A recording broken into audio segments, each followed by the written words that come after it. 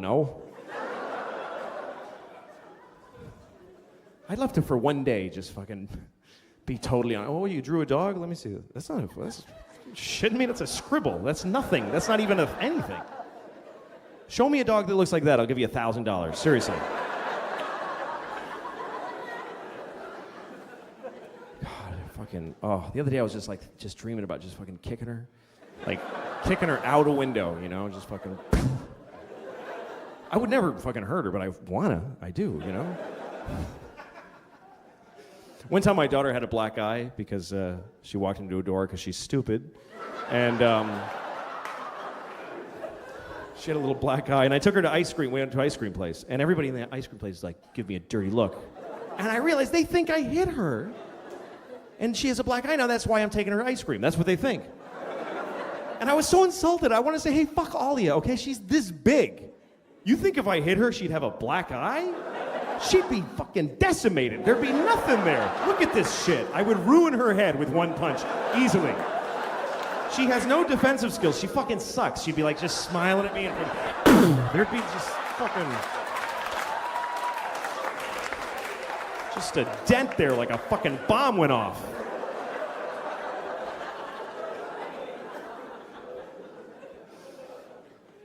I don't know. I love my daughter, but people really don't get what it's like with a kid full time. When, you know, we parents make you love our kids because we dress them up and take them out. Look at it, and everybody goes, "Oh, nice." But you don't know what she's like when she comes home. The dress comes off. She fucking rubs her ass in mud. She's fucking gross.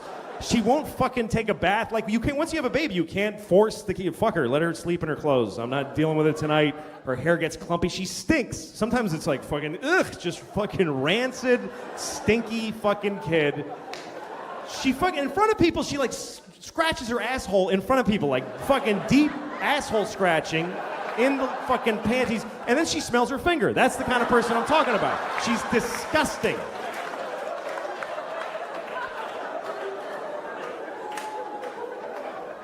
The other day I come home and she's just laying on the carpet with just spread eagle naked and she's just stretching her vagina open going, just fucking holding it open. I'm like, fuck, shit, okay. Wow. That's, wow. Don't react. I can't go, I can't do that, that'll fuck her up. Let's go. Hello. Hi, how are you? Hi, how's school? Okay.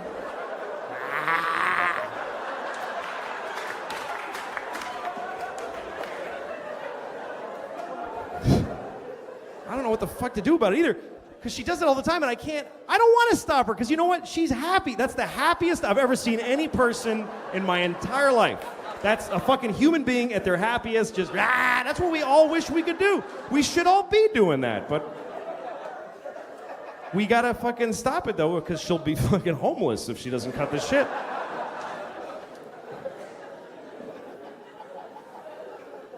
So yeah, it's fucking... My wife took the kids out the other day. When she just... It's, the most amazing thing is when you get to be alone in your house. As a dad, you never get to be alone, or as a mom. But when the other parent takes the kids out and you're alone, that's fucking awesome. And I think I'm getting older because the way I use that time has totally changed. I used to have, Jerkfest 2006. Are you shitting me? Jerking off in my own house, alone in my own bed, taking my time, go through my wife's shit for pictures of her friends I want to fuck, everything. It was awesome.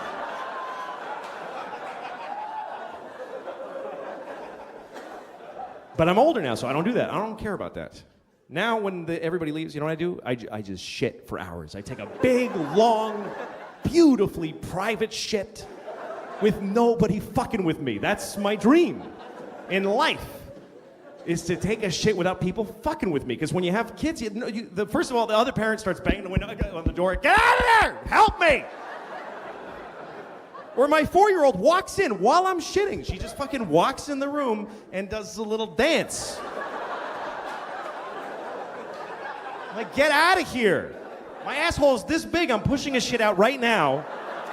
I don't want to see a cute face at this moment. That's traumatizing. And so when they leave, even if I don't have to, I just shit for fucking hour. My ass dries out. I don't care. I stay there because I love shitting. That's how old I am. I love to shit. It's my favorite thing. I don't know why they call it number 2. I think it's easily the best one. It's in my book. It's number 1.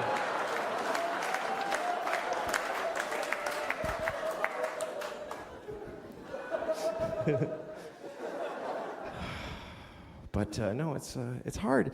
Having kids and being married, it's difficult. And, you know, whatever. But one thing it's made me is it's impossible for me to have any sympathy for single people. I just don't give a shit about single people. I don't dislike single people, but I don't get... Whenever single people complain about anything, I really want them to just shut the fuck up. Because...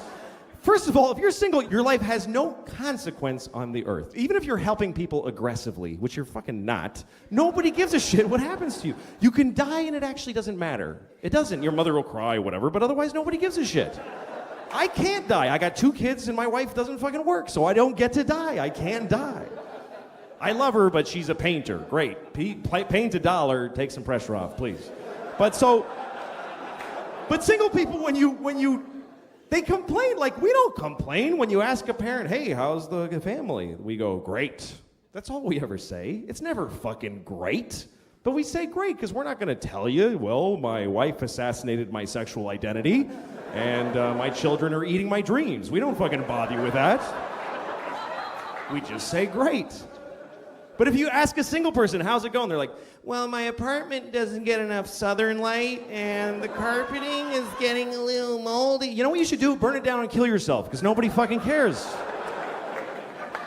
My girlfriend doesn't like the same music as me, and she acts bored at parties. We fucking call her and say, fuck you, and hang up, and leave her. You can end that shit with a phone call. I need a fucking gun and a plane ticket and bleach and shit. I need a whole bunch of... Thank you guys very much. You've been really great. Jesus. And after I came,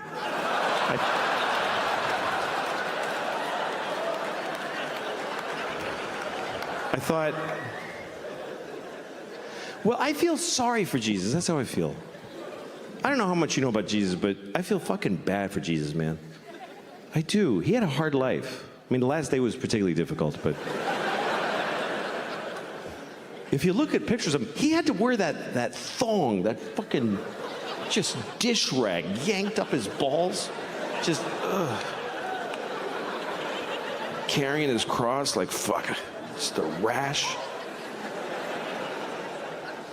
Some people say you should live like Jesus. Who can live? He was insane. You can't live like that. He had a weird life. I'm reading about Jesus. I have this book about Jesus. I'm going to share it with you.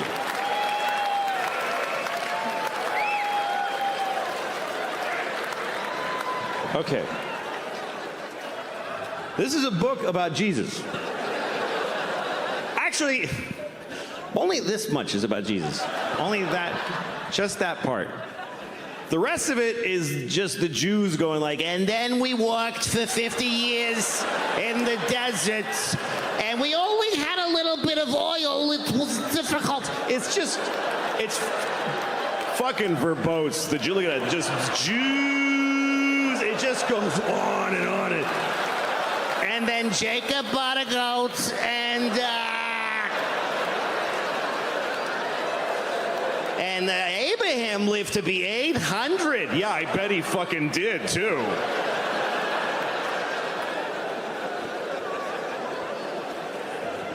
The Jews in the early chapters are all like 800 years old.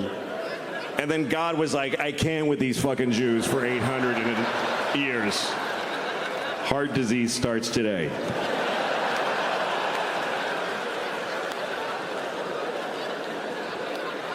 So that's them, and that's Jesus. All those little parts, Jesus. And the weird part is it's not all, like, it's all the same story over and over again. They tell the same story about Jesus' life over again. First Matthew tells it, and then Mark is like, dude, that's not what, you're fucking drunk. Here's what happened. I'll tell you what happened. Hey, Paul, you weren't even here. Shut the fuck up. And I started reading it because I never read it. I was raised Catholic, but they don't encourage you to read in the church. They don't. They don't want you to read this. You know, Jews read this shit in Hebrew. And Baptists sit down and they read together, but the Catholics, they want you to come in the building. They want you to come in and they tell you. And you're like, can I read that? They're like, no, I'll tell you what happened. You know, sorry, put the book down. But it's interesting because when you read the stories, you know, you think of them as lofty, kind of like, but some of them are just basic life in the Jesus life. Okay, here's one.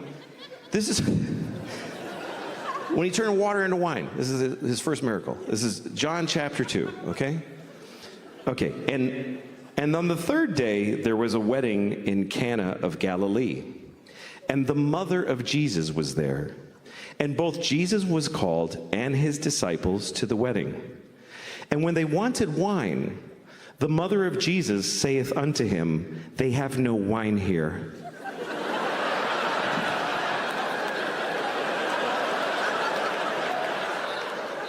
And Jesus saith unto her, woman, what have I to do with thee?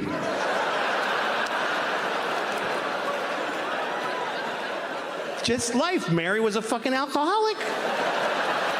He took her to a wedding, and there's no fucking wine, Jesus. What am I supposed to do here without wine? And he's like, Mom! Don't!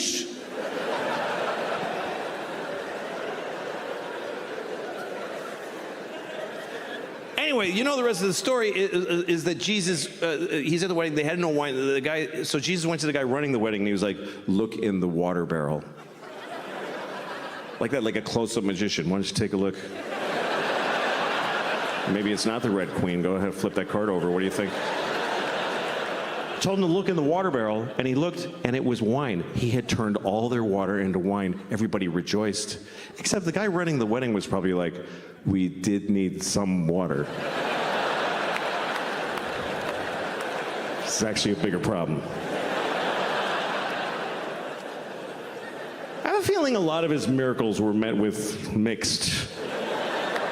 Like, oh, thanks. That's great, Jesus. Fuck. Like Lazarus. Lazarus had been dead for 4 days. And Jesus comes to town and he says, Lazarus, rise. And Lazarus comes out of the tomb like, and Lazarus' wife is like, are you fucking kidding me right now?